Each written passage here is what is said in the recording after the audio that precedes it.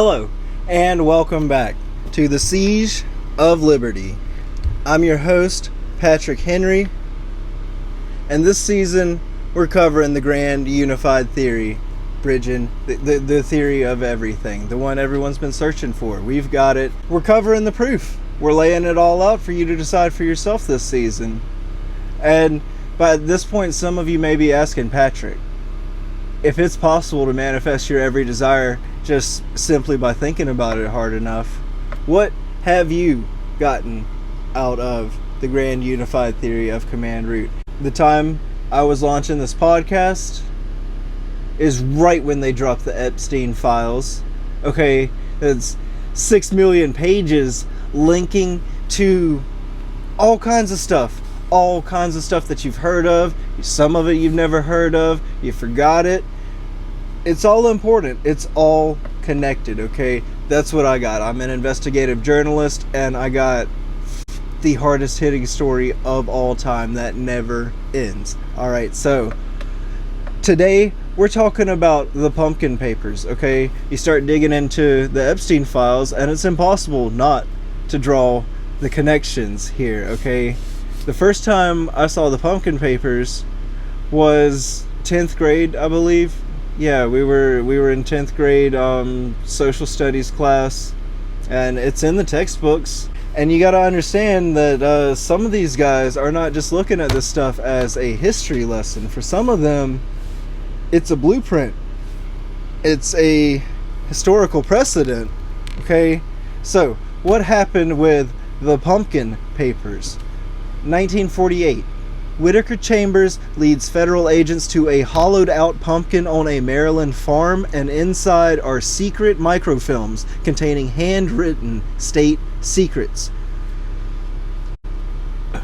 Alger Hiss, Harry Dexter White were unmasked as literal Soviet assets, spies, KGB agents, right up there at the tippy top of the halls of power, working for the enemy. And it's a really strange story. It gets stranger from there. I mean, it starts with the pumpkin. They're hiding secret messages inside of a pumpkin to pass along to the KGB. This is the height of the Red Scare, people, 1948. And in spite of the fact that they were passing messages to the Soviets, the state didn't dismantle their work.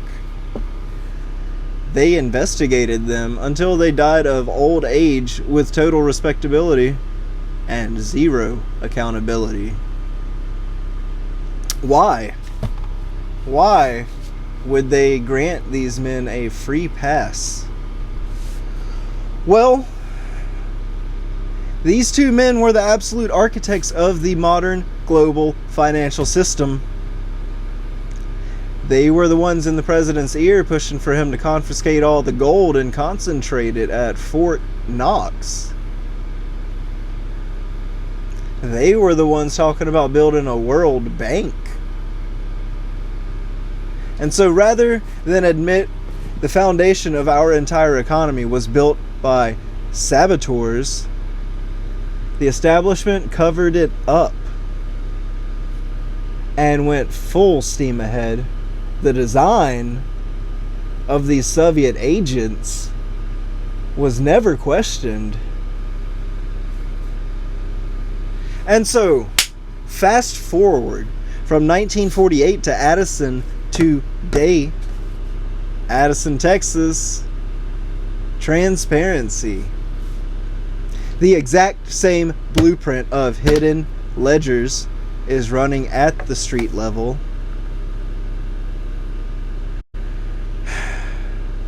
Like I said, what did I get out of the grand unified theory? Well, not just this podcast, okay? I'm also working on a book, and I wanted to write a book more than anything else. I needed something to write a book about, and this story just lands in my lap. Okay, so this isn't a journal entry. This is a piece of fiction inspired by real life events. The record reflects the city manager David Gates. His calcified spine was twisted from a lifetime of hunching over falsified ledgers.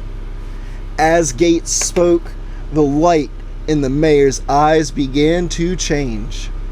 The flicker of resistance died out, replaced by a dull, milky glaze. His pupils dilated, reflecting the cold, shark-eyed void of his manager. The mayor's posture began to fail. His chest collapsed inward, his shoulders rolling forward as if a heavy, invisible yoke had been draped across his neck. His spine began to mimic Gates's own, a permanent, calcified bow bent by the unrelenting shackle of municipal debt.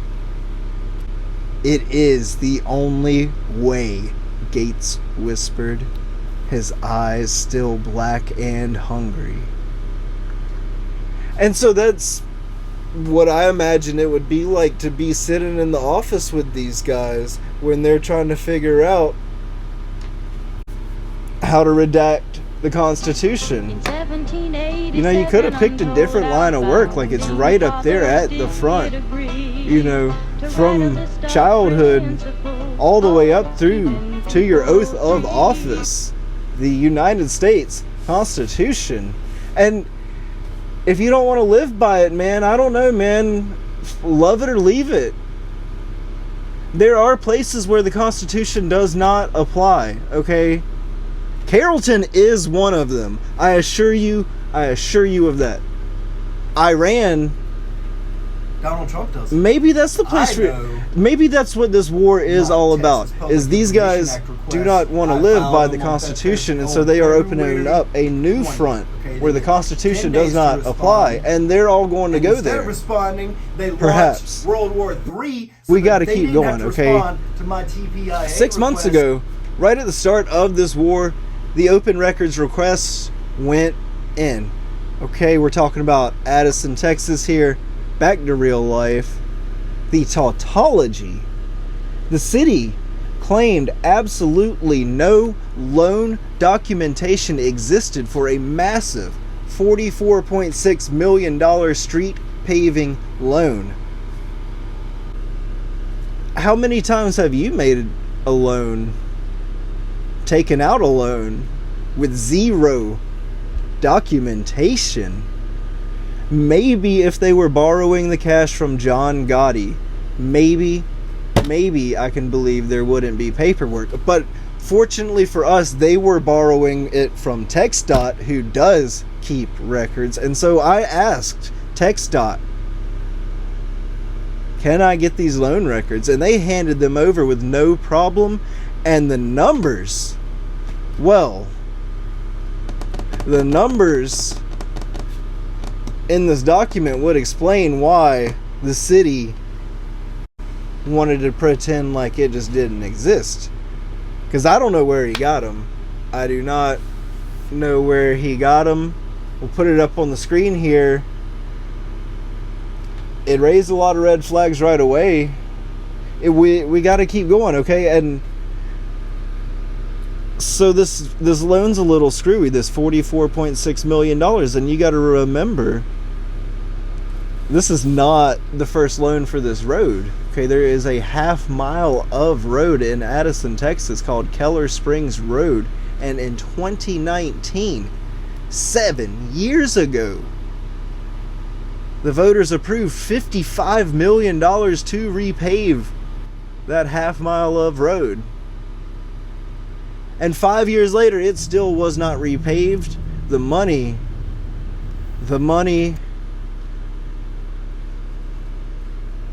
no one seems to know where it is. You know, I try to ask and follow the trail, and you just get all these black bars and sent to AG.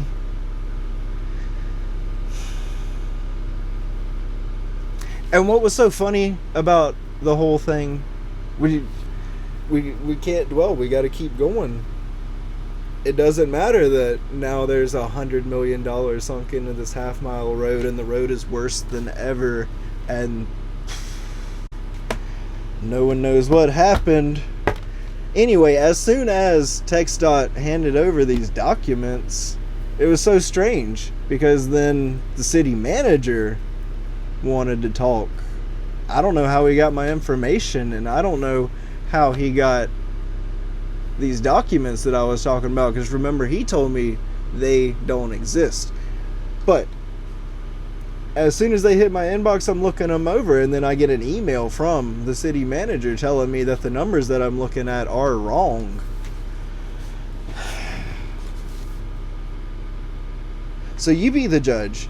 How did he know what was on my screen if they aren't running hidden ledgers? Whatever. We got a lot to do. The mayor asks the room at the town hall, does anyone have any questions? And I put my hand up politely, and at that moment the chief of police uses his gun and badge to arrest a citizen for speaking. That exact legacy of tyranny is why the demand for transparency is live at Signal versus Noise.is, featuring the redacted Bill of Rights. This is your legacy, Chief Justice. Enter the city attorney, known in the files as Mr. Evil, for his history entertaining Jeffrey Epstein. Jeffrey Epstein found Mr. Evil to be total talent. Got the approval rating. Mr. Evil, that's what I call the city attorney. It lines up in the files. It appears as if Mr. Evil is here to handle court matters. He's there with the Saudi murderer, the fixer. The city attorney for Addison sends an official notice stating his client is considered to be a party to litigation of a criminal nature until the applicable statute of limitations has expired. The defendant. It appears as if, well, why would they say something like that? Because later they call me a hyper-litigious citizen asking questions. Why are you calling it criminal litigation? Because I got all the power of the sane network at my disposal. Unlimited power of the universe. I do not have the power to launch a criminal litigation matter.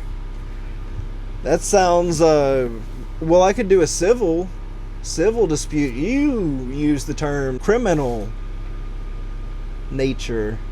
Statute of limitations. Trying to run out the clock. I don't know. What is the statute of limitations? What is it that they did? No one knows. All I know is the grass is dead.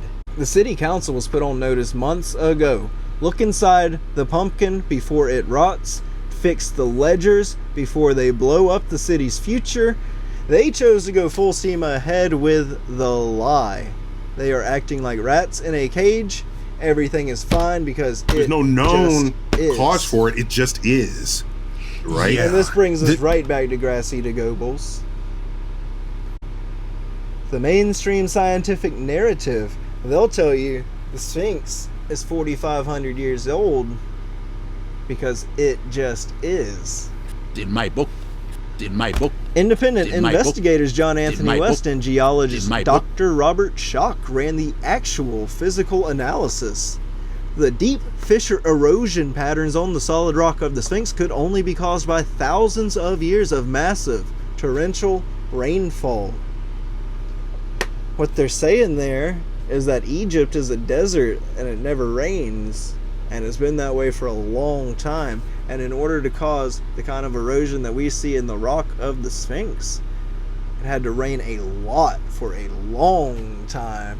Which means, well, if it hasn't rained like that in Egypt in 10,000 years, then clearly you know, the Sphinx has to be at least 10,000 years old. On this side, we got geologists, and on this side, we got the Council of Scholars. I don't know. In my book. Again, you got to make my your own book. decision. I can just In bring my you book. the information. In my book. But I would say In that my unless book. the ancient Egyptians were running around the desert with industrial pressure washers trying to blast away their own monuments, the timeline is a total fabrication. You be the judge. Do you believe the establishment because they say it just is? Or do you look past the shadows on the wall? This has been the Siege of Liberty. Thank you and good night.